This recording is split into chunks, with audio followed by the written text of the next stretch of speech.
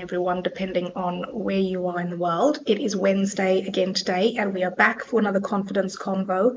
We've been away for a while, and we are glad to be back again and back to schedule. This is season 2, episode 9, and this week we are diving into how to remain confident even when triggered. But before we get started, I'd like to introduce myself. I am Davina Maria, and I'm a master coach and founder of the Restore Yourself Method and host of Worthy Women Facebook group. And I help female go-getters in their 30s develop unshakable confidence so they can powerfully step into their limitless potential. Over to you, Joanna. Hello, everybody. Hi, Davina. My name is Joanna Tonkin. I'm a registered psychotherapist and confidence coach. I'm also the founder of the Confidence Formula.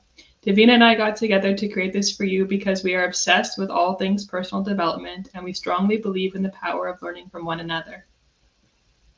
And just to clarify, we are not perfect at being confident all of the time. Like you, we move through our struggles and overcome obstacles and mindsets to continuously improve. So just think of us as guides by your side. Exactly. And like Davina said, we have a really interesting topic for today, how to remain confident even when triggered. And we know that this can be challenging because triggers can be challenging.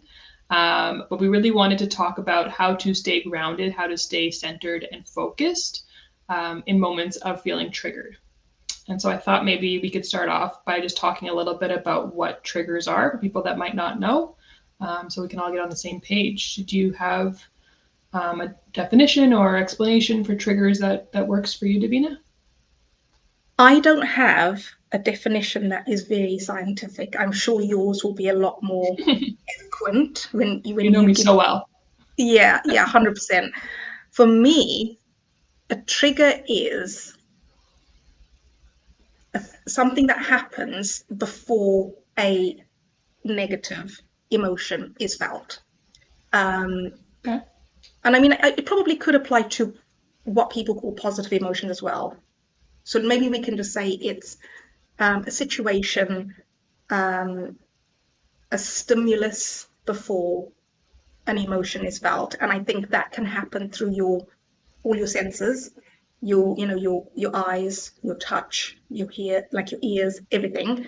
But yeah, that's probably my you know everyday person definition. Yeah, I think that's spot on, right? It's a stimulus, person, place, thing, situation, whatever it is. The only thing I would say would be that contributes to an unwanted, maybe, emotion or an unwanted behavior. Nice. Maybe not so Yeah. positive, negative, good, and bad, because our emotions are Mm, neither nor.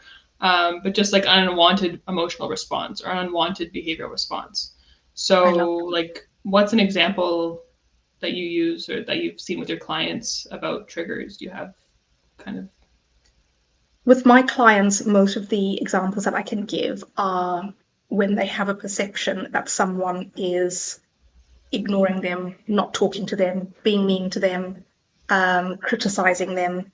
Mm-hmm. Normally, that is the kind of the trigger that then brings on some sort of unwanted emotion that they then don't like. Yeah, Yeah, so like a negative thought, right? This person's judging me, this person doesn't exactly. like me, this person thinks I'm not good at my job, or I'm ugly. Yeah, yeah, exactly that, exactly that. Yeah, yeah. Yeah. And I think for me as well, when you kind of think of it as a coach, and I guess maybe for yourself as a psychotherapist, I kind of think of it on the other hand as well, the way that you kind of know that you are being triggered is when perhaps you go into like fight, flight, Hmm. freeze, fawn. So I think sometimes some people might not relate to the unwanted emotion, but they might feel like they either want to run away or they want to start an argument, they want to fight, or they kind of go into people pleaser mode, or they kind of just freeze and do nothing.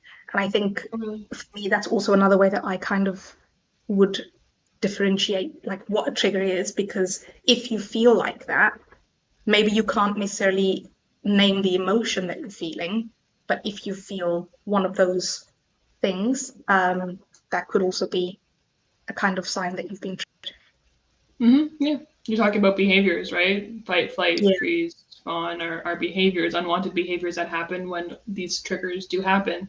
And so I guess like one of the most basic ways to talk about triggers and what to do if you're feeling triggered and how to remain confident is really to know your triggers. Yeah.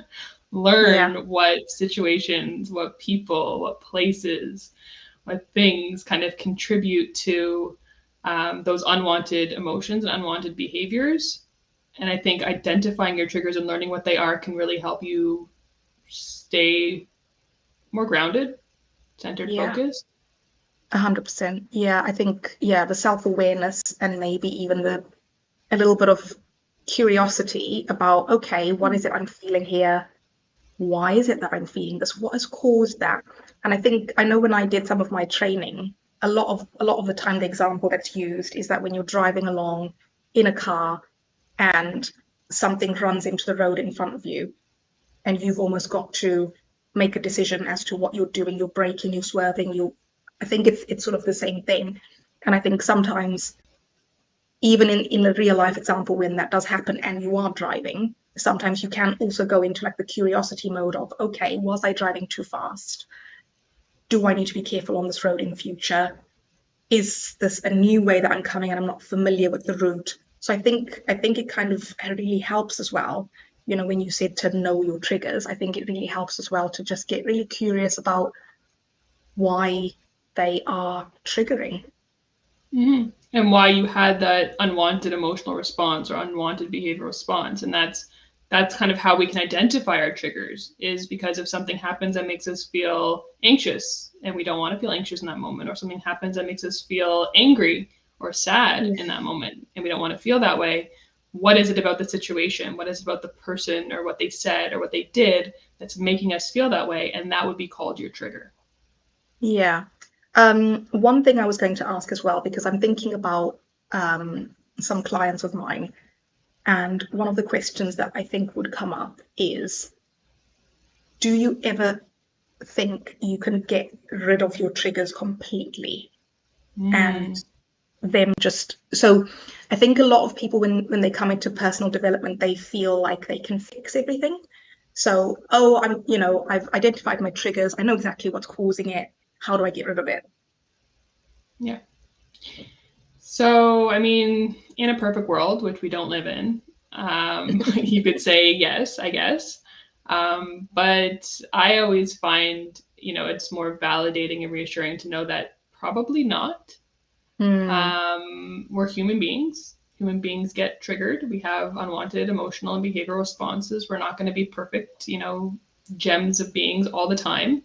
Yeah. And often, depending on our energy, and I come back to like the gas tank analogy, like if you have a lot of energy and you're feeling really full, you're probably gonna more likely to behave in a way that's wanted, or emote in a way that's wanted, or express yourself in a way that you feel comfortable with. But if you're feeling really depleted or really burnt out or really tired or really hungry, hangry, right? There's so many reasons why you would have an unwanted emotional or behavioral response, and then you're probably going to behave in a way that you're not super um, into, you don't really enjoy.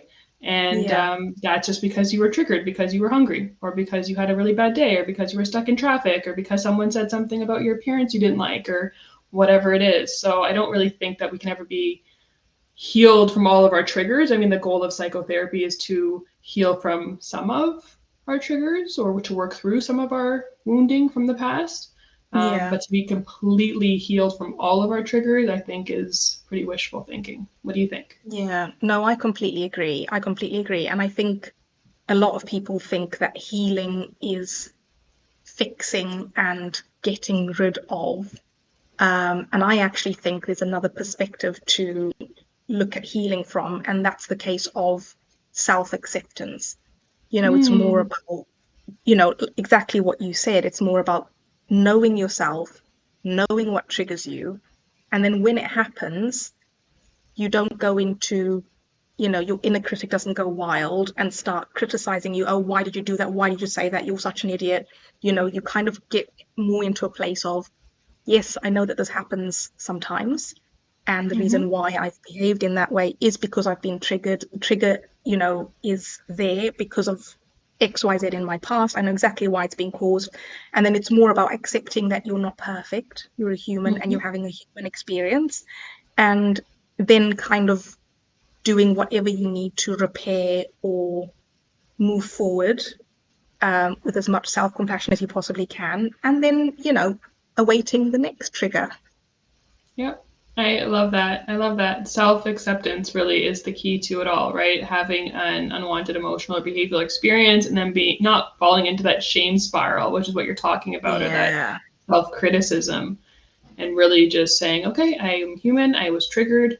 I behaved in a way I didn't really approve of. How can I repair the relationship? How can I cope with my emotions that are coming up? What do I need to do to kind of Yeah. unwind from this, and taking good care of Yeah. ourselves and having self-compassion. I love that part. That was the best. Yeah. Yeah, I love that too. And I think a lot of my clients are perfectionists, and I think they want to know all of their triggers completely, Mm-hmm. so that they can prepare to be perfect when the trigger happens and then behave in a perfect way. And, as we've just discussed, that is really it's not possible at all. No. So, what I wanted to kind of go through next is, are there different types of triggers? Are there different Yeah, is it just one trigger? Is there one thing, or are there different types? And for someone who is a perfectionist, I mean, we've just kind of spoken about self-compassion, but is there anything else that you would suggest for a perfectionist so that they don't kind of get wrapped up in their head with, you know, I've been triggered and I've not behaved in a perfect way? Mm-hmm. Um, Anything that you can suggest? Yeah. So different types of triggers. I mean, I'm not sure if it's answering your question, but there's like feeling an emotion can be a trigger for some people. Certain people, maybe a family member, a friend, can be really triggering for people. A specific Yes. place, maybe a place where something bad happened or negative happened as a child, or some place that you feel really uncomfortable or really unsafe, can be triggering. Like you said, different thoughts, having those Yeah. unwanted negative thoughts about yourself can be triggering. Different situations can be triggering. So, yeah, I think there's like many different types of triggers, if that Mm. answers your question. Is that what you were? Yeah, yeah, yeah. That definitely answers the question. Yeah. And so I think, again, really knowing your triggers, maybe going through that list and really identifying the people, places, things, situation, thoughts that really create that unwanted behavior or emotion, can be really helpful. And just identifying that for yourself. And then also what you can do with that is, how can I deal with these different triggers? And Yeah. one thing that is studied and reported is actually the number one best way to deal with triggers is to avoid them. And I think that's Interesting. really interesting because, you know, um, we can put ourselves in situations where the people in our life or the places in our life and situations can make us feel unwanted behaviors, or you could change your lifestyle, you could change your relationships, you can change your daily routine to not be Mm. so impacted by triggers. People in the places might not be able to change or might not want to change to help you feel less triggered. So, what could you do to protect yourself from these triggers? And so, one of the things that's reported is actually trying to avoid them. Sometimes it's hard, Yeah. if you're at work and this is your coworker that's always triggering you, are you going to quit your job? Maybe, right? Maybe Yeah. you remove yourself from hanging out with that coworker or choose a different place in the office to sit if that's possible, right? But like really trying to just kind of avoid those emotional triggers the best you can.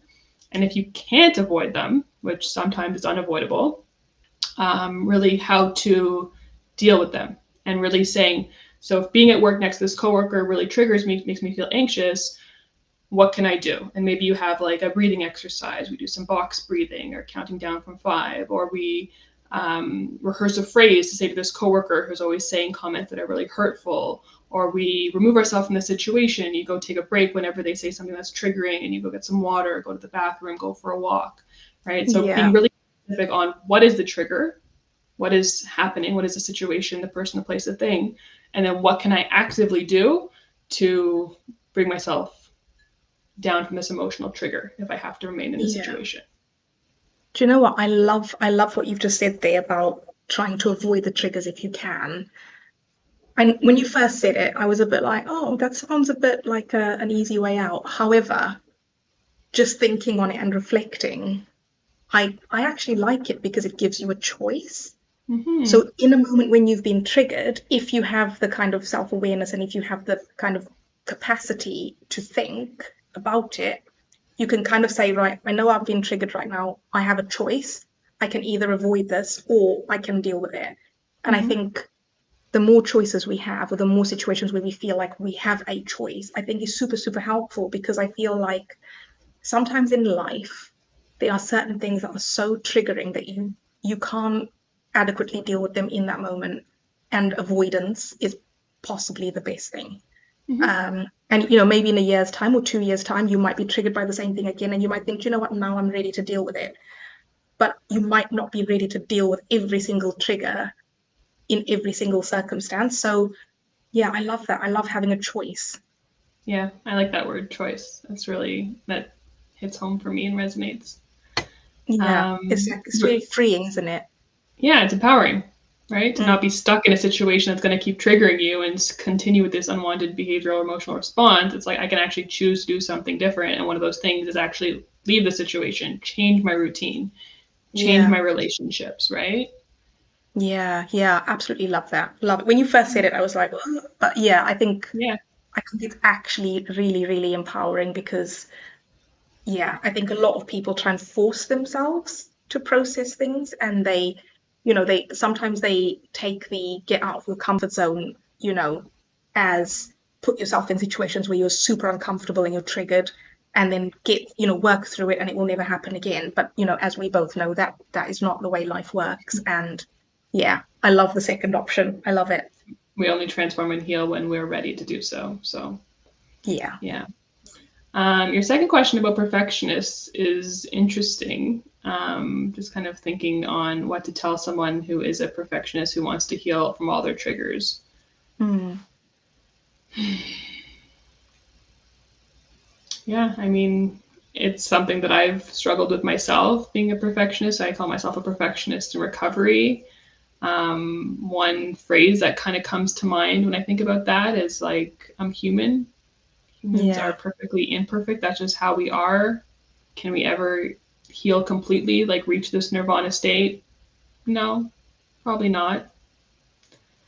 Um, and then like having that validation or self acceptance, self compassion for ourselves. Yeah. That nothing that we do is ever going to be perfect. Whose standard of perfect are we even aiming for? Like, is it this Exactly. imagined version of perfect that we have in our mind? Is it someone else's version of perfect?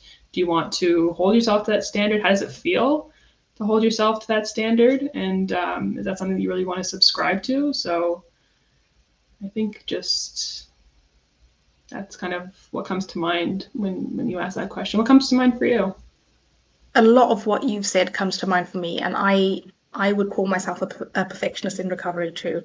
So it massively resonates with me, everything that you've said. And I think one of the things that I kind of tell myself, if I ever get into a situation where I've been triggered and I respond in a way that maybe I wish I hadn't, um, I kind of go into exactly what you said about whose like measure are you working towards, and is this a situation where you feel like you should be doing a certain thing? So I then question myself and I get very curious, as in, have I done what I wanted to do and I feel guilty because I've upset someone, or have I done something I feel like I shouldn't have done because it's not the right thing to do because of someone else's standard, or, you know, conditioning or whatever. So I think I tend to get very, very curious. I'm a very curious person anyway. And I think Like I that. do try, yeah, I think it's the best way to be. And then I kind of try and get into self acceptance as quickly as possible. So I will always kind of not remove myself from the situation, but try and take like a bird's eye view, and then think, okay, if this was one of your friends and they came to you and they said, this is what happened, this is how I reacted, and I feel ashamed or I feel guilty or I feel bad, what would you say? And a lot of the times when you look at the situation, you can validate that person and say, of course you reacted like that. Because in your mind at the time, you're thinking XYZ, and it's Mm-hmm. hurtful, or it's, you know, it's it's triggering, like it's literally triggering. So of course you're going to react, and you can't be composed all of the time. And I think one of the other things that I would mention is a lot of the time when I feel um, triggered and I feel like I've maybe not reacted in the perfect way, when I do get really curious, I realize that maybe my self care hasn't been at the level it should be. Mm-hmm. Um, and I think sometimes when you really think about your life, you think, do you know what? Yeah, for the past week, maybe I've been a little bit on edge. This kind of just tipped Mm-hmm. me over.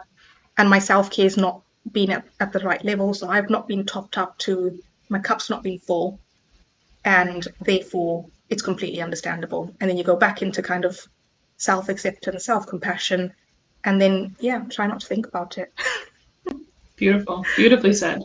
Beautifully said. Be curious, evaluate the situation, think about, how this could have happened. If there's even a reason, sometimes there's no reason these things happen. Triggers are just triggers, and then they occur. And then Yeah. next steps. How can I move forward? What can this experience teach me, right? Mm. About myself, Yeah. about the future. Yeah. And I think for me, a trigger is only bad if you make it mean that. So I Mm-hmm. think the way that you've just said it, it's just a trigger. I think you've kind of like deprioritized it, you've minimized it. And not in a bad negative way, but in a way of saying, don't give it the meaning that it doesn't need to have. It doesn't need to be this big bad Exactly. thing that's, here to kind of ruin your day. It's just a trigger. Exactly. Yeah. Cool. I love Any other that. I tips, love that. tricks, any other ways to remain confident, in sure of yourself, empowered when feeling triggered? Anything else come to mind for today? I only have one thing, and I've already mentioned it. Self-care, self-care, self-care. Yeah. I think, yeah, everything that I think about when you're triggered and you're not maybe responding in the way that you want to be, I think a lot of the time it comes out of um yeah, I think it just comes out of having an empty cup. Yeah. And a lot of the time I think you're reacting in that way because your needs are not being met, and the person that needs to meet those needs is you. So for Mm-hmm. me, I Ooh. would say, yeah, self-care all the way. How about Yeah, you? your needs are not being met, and the person that has to meet those needs is you. That is so powerful. Let's just end there. Mic drop. Yeah, yeah. I always kind of go inward. Yeah, I know we've spoken about this on the podcast so many times about, going in, and yeah, I that's how I deal with it. I kind of just think, right, I've been triggered, I've not reacted in the right way. What do I need to do? Self-care. What's my self-care been like? Oh, it's not been great. Well, that's no surprise. No wonder I'm reacting like this. And then I just go off and do loads of self-care. Amazing. Amazing. Let's do that right now. Let's go do some loads of self care. I love that. I love that. Okay. How do you how would you, if you had one tip that you could give our listeners, how would you kind of self-soothe if you were feeling triggered and you wanted to kind of get back into a confident state? Mm-hmm. I have two things that I like to do. The first Hmm. one, I love to go for walks. If I get Yeah, triggered in a situation, in a space with a person, giving myself some space just to kind of decompress, walk it nice. off, go for a walk around the block and come back can be really helpful and really soothing for myself. Yeah. Another thing is something that I tell myself. I don't have time to give myself a little bit of space. Hmm. If someone specifically triggers me, I say to myself something to the effect of, the way that people speak to you, the way that people behave to you is more a reflection of how they feel inside than a reflection of Yeah. me. And so that Yeah. means if someone had a bad day, they might say a negative, hurtful comment to me. If someone didn't have a bad day, they might not say that negative, hurtful comment. And so the comment about me isn't really about me, it's how they feel inside. And so I often bring myself back to that and just saying, people say hurtful things and do mean things and say critical and judgmental things. And I can either take that in and make it mean something about me, or just say that person probably had a really bad day. That person probably had a really painful life that they speak to people that way. And I don't deserve it, and I will not tolerate it. And I'll probably change my relationship with that person over time if they don't fix that behavior. But I'm not going to personalize how they're feeling inside. It's like them trying to, like, they feel, negative energy on the inside. They're just trying to like spew it out to whoever's going to catch it. And I'm just like, nope, I'm just not going to catch that today. That's not mine to hold on to. You might have said something rude to me, but I know myself better. I know who I am better than those comments that you're throwing at me. And so I'm just going to leave that there and let it float there. You can take it back or whatever, but it's not mine to carry. Yeah. Oh, I love that. I love that so much. I do something similar actually. And what I normally say to myself is, it's not about you. So someone will say something, or they'll react in a way, or they'll behave in a way, and I literally will, like, in my head, I'll think that that's not about you. Exactly. Yeah, I love that. I love that. Those are two really good tips, actually. I think, yeah, if you're feeling triggered and you want some things to do, self-care, go for a walk, and just say to yourself, this is not actually about me. Like, yeah, the way other people behave, out of your control. Yep, exactly. I love it. I feel like we could talk about that last bit for a little bit longer, but we have run out of time Maybe today. we will. We will. Yes, we will. And it's been so great chatting with you on this topic and being back again after such a long break. So we will be back in 2 weeks' time. And for more information on who we are, what we do, and our love of all things confidence and self-development, you can find or follow us from our social media information, which will be posted below in the comments. And if you've liked what you've heard, please feel free to like, share, or subscribe. And we will see you on the next episode. See you soon.